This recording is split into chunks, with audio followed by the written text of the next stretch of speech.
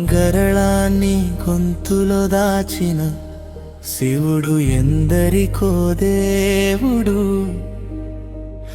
గుండెల్లో బాధను దాచిన కొండంత అండై నిలిచిన నాన్నే నా దేవుడు. దేవుడొకడు ఉన్నాడంటూ ప్రహ్లాదుడు చూపించాడు. జన్మిచ్చిన తండ్రిని మించిన దేవుడెక్కడున్నాడంటూ తెలిపిన వాడెవ్వడు.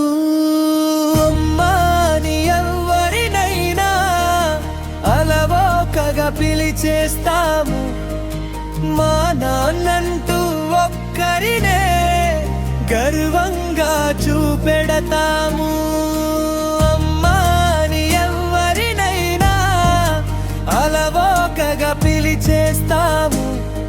మా